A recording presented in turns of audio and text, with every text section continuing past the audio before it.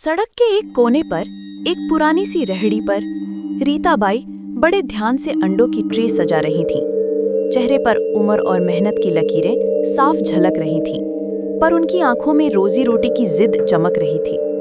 कौन जानता था कि ये साधारण सी महिला की बेटी इसी जिले की कलेक्टर है, पर सरकारी जिम्मेदारियों की दौड़ में उसे अंदाजा ही नहीं कि उसकी माँ किस हाल में जी रही है। लेकिन आज कुछ ऐसा होने वाला था जो सबकी रूह हिला देगा। तभी एक उप निरीक्षक, नाम था विक्रम जोशी, तेज रफ्तार मोटरसाइकिल पर आया। उसने बाइक रोकी और सख्त आवाज में बोला, यहाँ ठेला लगाना मना है, जैम लगेगा, तुरंत हटाओ इसे। इतना कहकर उसने रेहड़ी पर जोर से धक्का मारा। ट्रे में रखे अंडे हवा में उछले और जमीन पर बिखर कर चकनाचूर हो गए। गली में सड़ांध जैसी बदबू फैल गई। भीड़ जुटी, लोग तमाशा देखते रहे। कोई मुस्कुराया, कोई चुप खड़ा रहा। विक्रम यहीं नहीं रुका, उसने रेहड़ी को लात मारकर और अंडे तोड़ डाले। रीताबाई की आंखों में आंसू थे।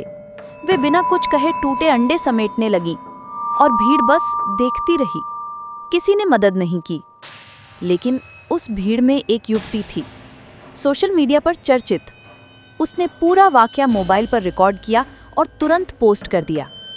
ये बुजुर्ग महिला निर्दोष थी, फिर भी उसे सड़क पर अपमानित किया गया। वीडियो देखते ही देखते वायरल हो गया। गुस्से से लोग कमेंट करने लगे, शेयर करने लगे और ये वीडियो पहुंच गया रीताबाई की बेटी अंशिका राठौड़ तक। वीडियो देखते ही उसका खून खौल उठा। उसने ठान लिया कि इस अपमान का जवाब जरूर मिलेगा। उसने अपनी कलेक्टर वाली वर्दी नहीं पहनी, बल्कि एक साधारण साड़ी पहनकर मां के घर पहुंची, ताकि किसी को उसकी पहचान न हो। दरवाजा खटखटाया। कौन है? मां ने पूछा। मैं हूं मां, अंशिका। रीताबाई का हाथ रुक गया। आंखों में आशंका और फिर राहत छलक आई। दोनों गले लगे, जैसे बरसों का फासला एक पल में मिट गया हो। बातचीत में अंशिका ने पूछा, मां, आपने मुझे कभी बताया क्यों नहीं? रीताबाई डरते हुए बोली, बेटा, पुलिस वाले हैं, क्या कर सकते हैं, छोड़ दो। लेकिन अंशिका की आवाज अडिग थी।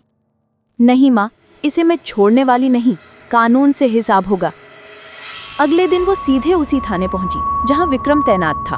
शिकायत दर्ज कराने की कोशिश की, पर वहां के मनोज यादव और हवलदारों ने तिरस्कार से कहा, हमारे अफसर के खिलाफ रिपोर्ट कराओगी? सोच भी कैसे लिया। धमकी तक दी गई। तभी विक्रम आया। उसने अंशिका को धक्का दिया, हंसी उड़ाई, पर अंशिका चुप रही। बस इतना कहा, मैं लौटूंगी। और वो लौटी भी, पर इस बार जैसे तूफान लौटता है। अगली सुबह थाने के बाहर अचानक सायरन गूंज उठा। पुलिस की गाड़ियां रुकी और एक काली गाड़ी से उतरी जिले की कलेक्टर अंशिका राठौड़। कल तक जो सादी साड़ी में एक आम लड़की लग रही थी, आज वही महिला अधिकार और कानून की शक्ति के साथ खड़ी थी। विक्रम का चेहरा उतर गया। अंशिका ने खंडी पर सख्त आवाज में कहा, याद है कुछ दिन पहले आपने मेरी मां के साथ क्या किया था? और जब मैंने शिकायत करनी चाही तो मुझे धक्का देकर थाने से बाहर निकाला। आज मैं उसी थाने में कलेक्टर के रूप में खड़ी हूं। सन्नाटा छा गया। अंशिका ने आदेश दिया, उप निरीक्षक विक्रम जोशी और आरक्षक मनोज यादव की विभागीय जांच शुरू की जाए। तुरंत वर्दी उतारें और रिवॉल्वर सेवा जमा करें। आदेश पर तुरंत अमल हुआ। वर्दी उतरी, रिवॉल्वर मेज पर रखे गए, दोनों निलंबित कर दिए गए। खबर आग की तरह पूरे शहर में फैल गई। लोग खुशी से चिल्लाए, न्याय हुआ, न्याय हुआ। रीताबाई की आंखों में आखिरकार शांति लौट आई। उनकी बेटी ने न सिर्फ उनका सम्मान लौटाया, बल्कि ये संदेश दिया कि वर्दी का सम्मान तभी है जब उसे जनता की सेवा के लिए पहना जाए। और ये कहानी साबित करती है, सत्ता का दुरुपयोग चाहे कितना भी तेज क्यों ना हो, आखिर में सच और इंसाफ की जीत ही होती है।